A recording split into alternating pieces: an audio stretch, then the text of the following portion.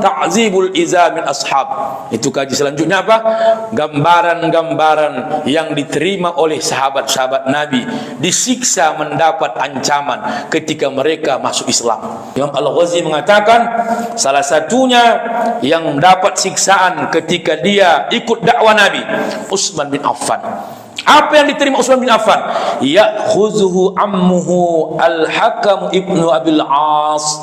Dia ditarik atau diambil oleh pamannya namanya Hakam ibnu Abil As. Fayuthiquhu ribato. Fayuthiquhu ribato artinya diikat pamannya dia dengan tali. Diikat Bapak Ibu. Dalam riwayat disebutkan bila Utsman bin Affan itu diikat bagian tangannya ke belakang, ya kan? Wa yaqulu lahu, pamannya mengatakan kepadanya, atarghabu an abaika ila dini muhdas. Wahai Utsman bin Affan, beralihlah engkau. Kenapa kau beralih dari agama nenek moyangmu ila dini muhdas, kepada agama yang baru datang ini? Ya kan? Makanya apa katanya? Baru pamannya mengatakan, wallahi, demi Allah, la ahalluluka abada hatta tada'ama anta alaihi min hajat din. Aku takkan berhenti melepaskan ikatan ini sampai kau mati dan meninggalkan agama yang baru ini. Apa kata Utsman bin Affan? Utsman menjawab, wallahi, demi Allah, la ada'uhu abada wa la ufariquhu. Demi Allah, aku takkan meninggalkannya dan aku takkan berpisah kepadanya. Rasulullah sallallahu alaihi wasallam. Bayangkan Bapak Ibu, diikat, dia disungkurkan kepalanya, baru ditanya, tinggalkan agama Muhammad. Katanya, la ad'uhu, aku tak akan meninggalkannya, wala ufariquh, dan aku tidak akan meninggalkannya dan tak berpisah kepada Rasulullah sallallahu alaihi wasallam. Itu Utsman bin Affan. Yang kedua, Zubair bin Awam, ya'khudhu ammuhu wa yalaffuhu fi hasirin. Zubair bin Awam disiksa oleh pamannya. Bagaimana Bapak Ibu? Dililit-lilit dia dalam hasir itu, tikar. Digulung dia dalam tikar. Wa yudakhinu alaihi binnar. Wa yudakhinu alaihi binnar. Lalu diasapkanlah api di bawahnya. Sampailah Zubair bin Awam hilang ingatan karena kena asap. Bisa dibayangkan dengan mudah. Dimasukkan Zubair bin Awam dalam tikar, digulung, diikat, baru sengaja diasapkan dari bawah. Dibuat api, diasapkan. Macam mana pengapnya itu? Awak aja kena bakar sampah, kena asap, megap awak. Apalagi sengaja diasapkan ke ikan sale, Pak. Oh, luar biasa cobaan sahabat-sahabat Nabi itu. Apa katanya? Kata pamannya, irji ilal kufri. Irji ilal kufri. Kembalilah kau jadi orang kafir. Kembali kau kafir. Katanya apa? Wallah, demi Allah, la akfuruhu abada. Demi Allah, aku tak akan menjadi kafir selama-lamanya. Bayangkan Bapak Ibu, ya kan? Bertahan dia walau disiksa, agama di lisannya tetap bertahan dengan mengucapkan la akfurhu abada. Aku tak akan jadi kafir, maka rela aku diasap sampai mati. Yang penting akidahku tetap bersama Rasulullah sallallahu alaihi wasallam. Apalagi Bapak Ibu, yang selanjutnya Bilal bin Rabah. Ya, Bilal bin Rabah itu budak dari Umayyah bin Khalaf. Bagaimana Umayyah bin Khalaf menyiksa Bilal bin Rabah biar dia meninggalkan agama Islam? Idza hamiyat syamsu waqtaz zahirah, ketika sudah datang terbitnya matahari dengan panas-panasnya, fayutrahu ala zahri fi batuhil Makkah, maka dikeluarkanlah Bilal bin Rabah, dihamparkanlah dia di hamparan pasir kota Makkah. Summa ya'muru bi suhratil azimah, maka mereka memerintahkan mengambil batu besar, dicari, fatudau ala sadri, maka diletakkanlah di dadanya Bilal bin Rabah. Thumma yaqul, maka Umayyah bin Khalaf mengatakan kepadanya, la tazalu hakaja, la tazalu hakaja hatta tamut au takfura Muhammadin. Kami takkan berhenti, aku takkan berhenti menyiksamu sebelum kau mengakui bahwa Muhammad, sebelum kau mati dalam keadaan kafir, atau kau mengakui kekafiranmu dan meninggalkan kepercayaanmu kepada Muhammad. Wa ta'budal Lata wal Uzza, dan kau menyembah Lata wal Uzza. Apa kata Bilal? Maka dia mengatakan, Ahad, Ahad, Allah Esa, Allah Esa. Oh, ini Pak dahsyatnya ya. Maka muazzin itu salah satu mendapat keberkahan dari Bilal bin Rabah. Maka wajarlah Pak. Cuman Bilal ini ada yang mengatakan salah satu berkulit hitam yang dijamin Allah dengan doa Nabi Muhammad karena keelokan akhlaknya. Salah satunya Bilal bin Rabah. Orang kaya Ethiopia yang mengatakan bibirnya tebal, mukanya hitam. Tapi jangan setiap yang muka bibir tebal, muka hitam kita bilang keturunan Bilal bin Rabah. Sakit hatinya nanti Pak. Bisa-bisa orang Aceh dia kan, bukan orang Ethiopia. Yang selanjutnya Bapak Ibu, apalagi yang kita lihat? Catatan-catatan kita. Bapak Ibu yang saya hormati, makanya sahabat-sahabat Nabi itu bertahan ya. Baru ya kita lihat Abu Kuhaifah, Fukaiha, maaf. Nama aslinya namanya Aflah. Itu budak dari Abdul Dar. Kana minal ajdad.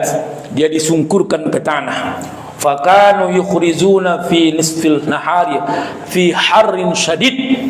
Dikeluarkan dia di tengah matahari fi harrin syadid, begitu panas teriknya. Wa fi rijlaihi qaidun minal hadid. Allahu Akbar. Diikatlah kakinya pakai rantai, mohon maaf, diikat kakinya, kedua kakinya dengan rantai. Fayuzirrunahu minas siyab, baru melepas pakaiannya. Wa yadbahuna fir ramda, membentangkannya di pasir kota Mekah yang tengah hari panas matahari. Tak pakai baju, mukanya disungkurkan ke tanah, kakinya dirikat pakai rantai. Luar biasa Bu, perjuangan sahabat-sahabat dulu memperjuangkan agama itu. Tapi sekarang kita kadang-kadang Pak sedih kita. Enak kali orang meninggalkan agama itu. Ringan kali dia. Kalau dibacanya Sirah Nabawi ini, wajar dia menetes air mata. Saya mohon maaf, bukan soalnya Bu. Saya baca bolak-balik. Dibuka bajunya, diikat pakai rantai, disungkurkan mohon maaf mukanya ke tanah, ditimpa pakai batu besar. Luar biasa. Apalagi Bapak Ibu? Abu Jahal. Ini Abu Jahal habis prinsipnya. Ija sami'a bi rajulin qad aslama syarab wa manhu abaha. Artinya, kalau ada orang-orang kaya terhormat masuk Islam, maka dia akan mengejeknya. Baru apa? Mengalihkan orang tak membeli keuntungan dari perdagangannya. Itulah yang terjadi sekarang Pak. Kita sama-sama Islam suka mengkayakan yang bukan Islam. Perkara beda 200 perak, omong-omong pindah toko dia, pindah toko. Perkara 200 perak. Dikayakannya orang kafir yang gak ada untungnya. Banyak orang Islam sekarang tutup usahanya gara-gara kita tak membelinya. Dari mana untungnya? Itulah strategi orang kafir.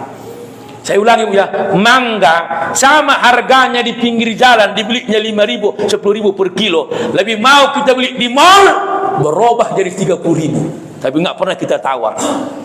Betul nggak Bu? Ngaku Ibu, ngaku. Ini kan mangga itu Pak di pinggir jalan, di kedai-kedai itu orang kita yang jualan kita tawar mati-matian. Nggak usah jauh-jauh lah. Nasi goreng usaha saudara kita Muslim 15.000, tapi di mall 30.000. Lebih banyak orang di mall makan mengkayakan orang kafir, tutup usaha orang Islam. Kalau sudah orang Islam banyak miskin, siapa yang membantu anak yatim, orang-orang duafa? Maka Abu Bakarlah yang membantu budak-budak yang disiksa, yang jangan sampai mereka meninggalkan agamanya karena kemiskinannya. Abu Bakarlah penolong terbanyak memerdekakan budak hamba sahaya. Ya, makanya kalau banyak orang kaya Islam di sini Pak, nggak takut kita hancur Islam ini. Pak Haji ya, masih ada pengajian malam Rabu. Nampaknya udah berat ini Pak Haji. Nampaknya ini Pak 2024 aja. Kenapa?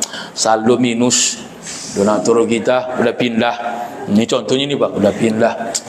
Nampaknya ini kalau terjual rumah itu nanti laku, pindah bapak tuh. ini nanti nggak nyewa lagi, berat ini berat. Jadi macam mana? Nampaknya nggak ada pengajian lagi. Aku yang korban.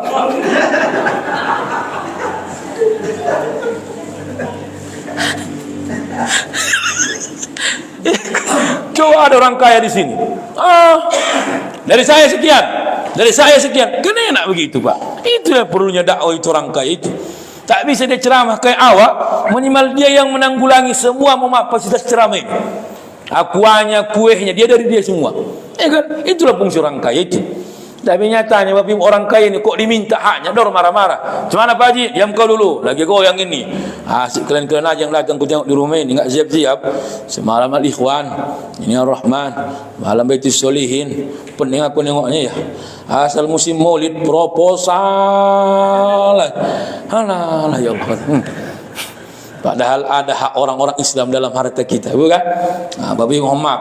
Tapi lihat sebaliknya, kalau orang susah yang masuk Islam, maka dia bunuh, dia pukul. Kan dia pukul. Wa in kana dhaifan darabahu. Bayangkan itu Pak, kejamnya Mujal. Kalau orang kaya tadi yang masuk Islam, disuruhnya orang jangan beli jualannya. Dia tutup kedainya, hancur dia, bahwa tak ada yang menolong dia. Wa in kana dha'ifa, kalau orang lemah yang masuk Islam, fadarabahu, ditaboknya. Memang enggak ada otak kok Islam pula kok pak. Itulah Abu Jahal itu. Ya, jadi gitu cara dia. Ya, makanya kita berdoa Pak, kuat-kuat Islamin. Jangan rapuh, ya kan? Bapak Ibu Muhammad. Yang selanjutnya Mus'ab bin Umair, wa mana'atu tu'am wasyarab. Ini pula terbalik, tak dikasih ayah mamaknya, dia makan sama minum. Tak dikasih makan sampai minum, ya kan? Apa yang terjadi? Wa akhrajathu fi baiti wa kana min an'amin nas 'aisha. Maka ketika Muhammad keluar dari rumahnya, dia tak dapat harta apa-apa. Dia tak dapat bekal kehidupan apa-apa.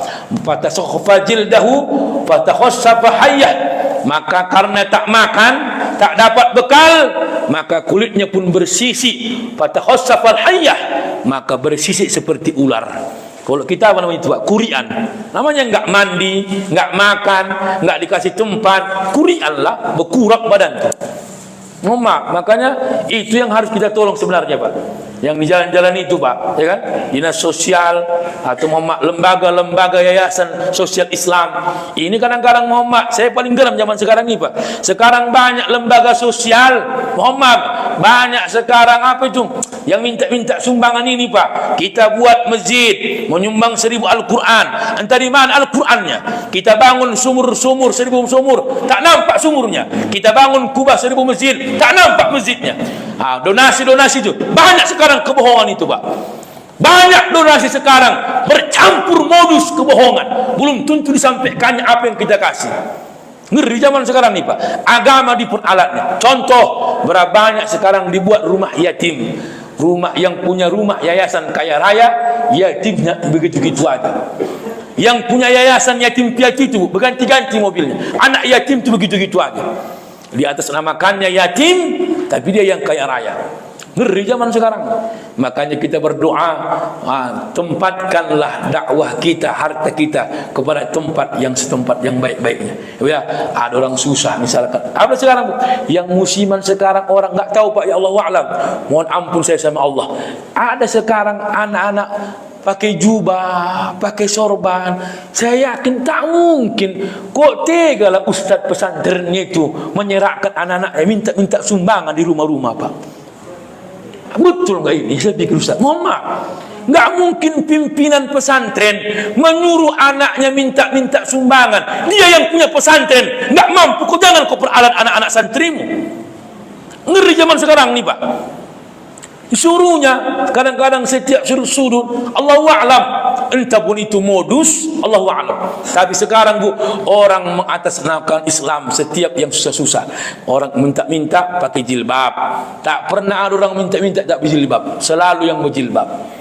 Nanti yang bengkak kakinya, hilang kakinya pasti pakai lobe. Aku kadang-kadang lucunya, lain yang buta, Sabtu bininya buta, Minggu lakinya buta. Orang tanda kedua-dua. Semalam jumpa di Katamso, bininya yang buta. Jadi jumpa di Sudirman, lakinya yang buta. Senyum dia lewat. Macam tanda dia sama aku. Pemain lama, waktu Dua apa tahu? Jadi itulah dakwah Nabi itu. Banyak godaannya tadi bukan? Banyak. Makanya kita berdoa, doakanlah kami macam-macam, kami ini masih muda-muda. Oh banyaklah. Saya Pak, boleh saya rasakan sekarang Pak. Kalau dakwah awak tegas Ustaz, tak dipakai orang. Saya rasakan Pak.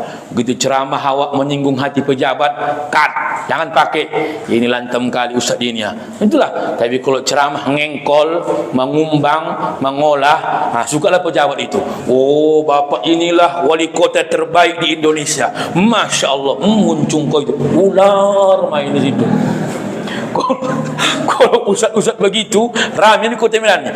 Kalau bahasa apa ketua limpul, kalau pandai ngengkol makan. Ketua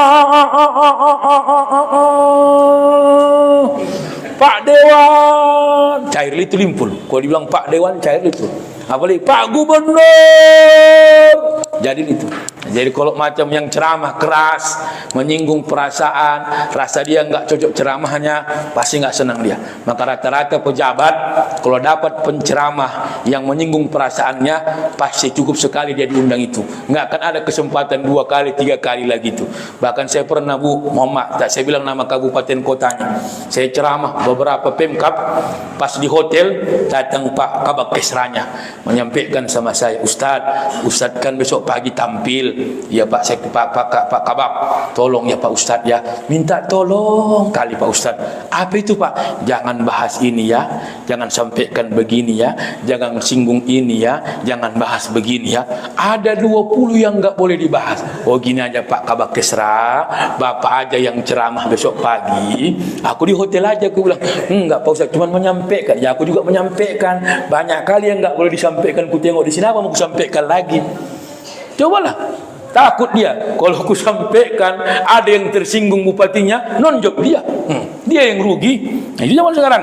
Nah, jadi kita berdoa Pak, ustaz-ustaz kita sekarang mudah-mudahan kita berdoa ulama-ulama kita di Indonesia tetap istiqomah. Walau tadi bukan ditawarkan harta, ditawarkan kekuasaan, ditawarkan mohon maaf fasilitas, semua ditolak Nabi. Karena kata Nabi, aku hadir di sini untuk kalian sebagai risalah. Aku hadir kemari diturunkan Allah Al-Quran agar kuajarkan kepada kalian. Wa nasahtu lakum, menasihati kalian. Wa balaghtu lakum risalati Rabbi, menyampaikan risalah Tuhanku. Fa in taqbalu, kalau kalian menerima maka kalian selamat dunia akhirat. Wa in tarudduhu, kalau kalian tolak dakwahku ini maka Allah yang menghukum kalian. Itulah indahnya Nabi, lembut dia, tak memaksakan kehendaknya. Walaupun mungkin para sahabat yang lainnya menolak dakwah Nabi, orang-orang Quraisy, bahkan sahabat yang lain diancam, bahkan disiksa ketika mereka menerima dakwah Nabi, tapi Rasulullah tetap memberikan semangat kepada sahabat-sahabat Rasulullah. Maka mereka berdoa dan didoakan Nabi, orang-orang as-sabiqun al-awwalun, orang-orang yang pertama mengakui kebenaran dakwah Nabi masuk Islam, didoakan Nabi masuk surga semua.